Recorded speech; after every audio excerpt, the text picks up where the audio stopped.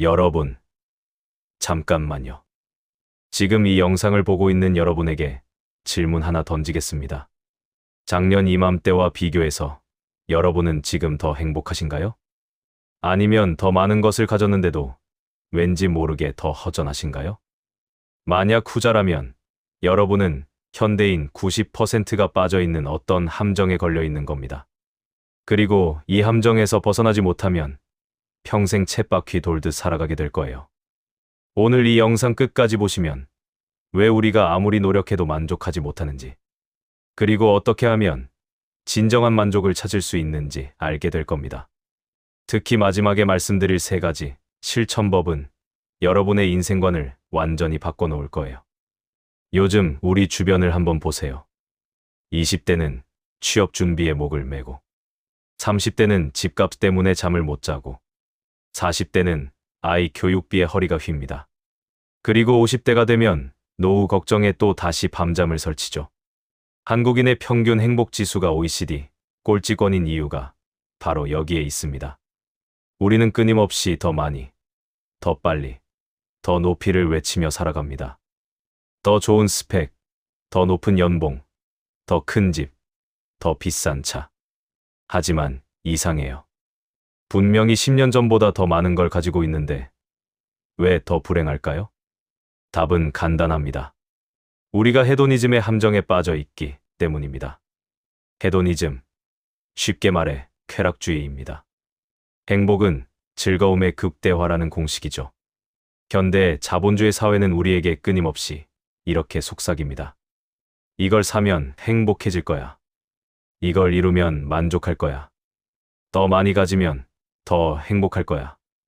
그래서 우리는 뛰어갑니다. 새로 나온 아이폰을 사고, 맛집을 찾아다니고, 해외여행을 다니고, 명품을 사고. 그런데 이상합니다. 처음에는 분명히 기분이 좋았는데 시간이 지나면 다시 공허해집니다.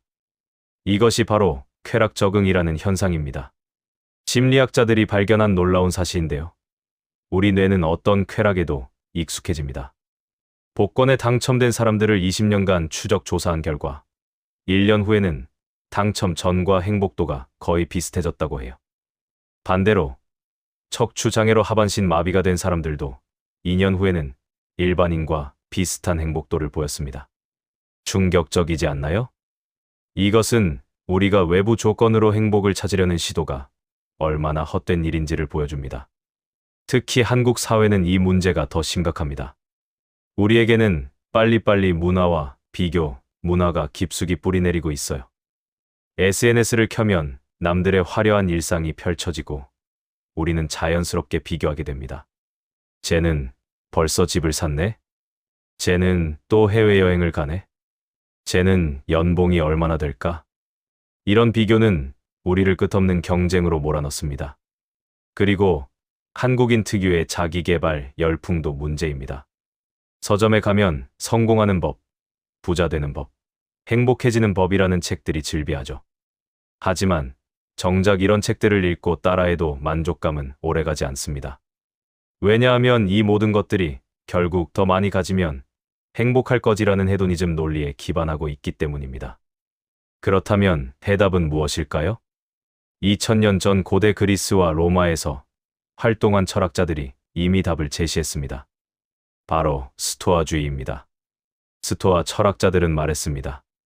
행복은 외부 조건에 달린 것이 아니라 우리의 태도와 관점에 달려 있다. 이들은 인생을 크게 3영역으로 나누었습니다. 첫째, 우리가 완전히 통제할 수 있는 것들. 우리의 생각, 판단, 태도, 행동. 둘째, 우리가 부분적으로 영향을 줄 수 있는 것들. 건강, 인간관계, 성과. 셋째, 우리가 전혀 통제할 수 없는 것들. 타인의 행동, 자연재해, 경제 상황, 과거와 미래. 스토아 철학자 에픽테토스는 이렇게 말했습니다. 인간의 고통은 현실 때문이 아니라 현실에 대한 우리의 판단 때문이다. 스토아주의의 핵심을 좀 더 구체적으로 살펴볼까요? 첫 번째, 통제 가능한 것에 집중하기. 우리가 아침에 일어나서 화가 나는 이유를 생각해 보세요. 지하철이 연착됐을 때, 상사가 이유 없이 짜증을 낼 때, 비가 와서 계획이 틀어졌을 때. 이런 것들은 모두 우리가 통제할 수 없는 것들입니다. 하지만 우리는 이런 상황에 어떻게 반응할지는 선택할 수 있어요. 지하철 연착에 화를 낼 수도 있고, 그 시간을 독서나 휴식의 기회로 삼을 수도 있습니다. 두 번째, 현재에 집중하기. 우리가 불안하고 우울한 이유는 대부분 과거를 후회하거나 미래를 걱정하기 때문입니다. 그때 다른 선택을 했다면 앞으로 어떻게 될까? 하지만 과거는 이미 지나갔고 미래는 아직 오지 않았습니다. 우리가 실제로 살아가는 곳은 바로 지금 이 순간입니다. 세 번째, 덕과 지혜 추구하기. 스토아 철학자들은 진정한 행복은 외부의 소유물이 아니라 내적인 덕성에서 나온다고 봤습니다. 용기, 지혜, 정의, 절제 같은 덕목들 말이죠. 이런 덕성들은 아무도 빼앗아갈 수 없고 시간이 지나도 가치가 떨어지지 않습니다. 한국 사회에서 스토아주의를 실천하려면 몇 가지 특별히 주의할 점이 있습니다. 첫째, 체면에 대한 집착 버리기. 한국인들은 남들이 나를 어떻게 보는지를 너무 신경 씁니다. 하지만 타인의 시선은 우리가 통제할 수 없는 영역입니다. 중요한 건 내가 옳다고 생각하는 길을 가는 것이죠. 둘째, 빨리빨리 문화에서 벗어나기. 모든 걸 빨리 이루려고 하면 오히려 조급해집니다. 스토아 철학자 세네카는 말했습니다. 모든 인생은 짧지만 그것을 아는 사람에게는 충분히 길다. 셋째, SNS와 거리 두기. SNS는 끊임없는 비교를 부추깁니다. 하루 중 특정 시간을 정해서 SNS를 보지 않는 연습을 해보세요. 처음엔 어색하겠지만 점점 내 속도로 살아가는 즐거움을 발견하게 될 거예요. 여러분, 우리는 지금까지 잘못된 방향으로 달려왔습니다.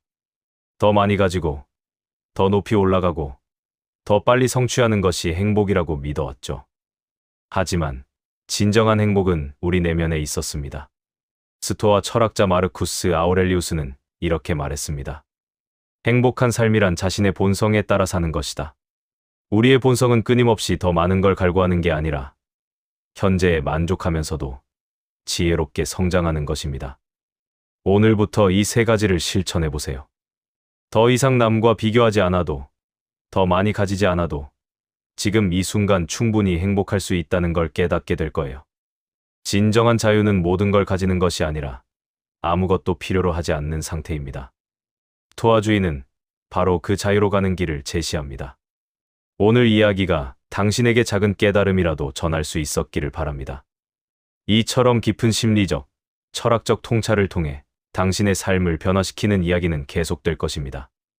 만약 오늘 영상이 도움이 되셨다면 좋아요를 눌러주시고 채널을 구독해주세요. 여러분의 관심이 저희가 더 좋은 콘텐츠를 만드는 큰 힘이 됩니다. 또한 이 영상에 대한 여러분의 생각을 댓글로 남겨주시면 저희에게 큰 영감과 소중한 의견이 될 것입니다. 다음 영상에서 다시 만나겠습니다. 감사합니다.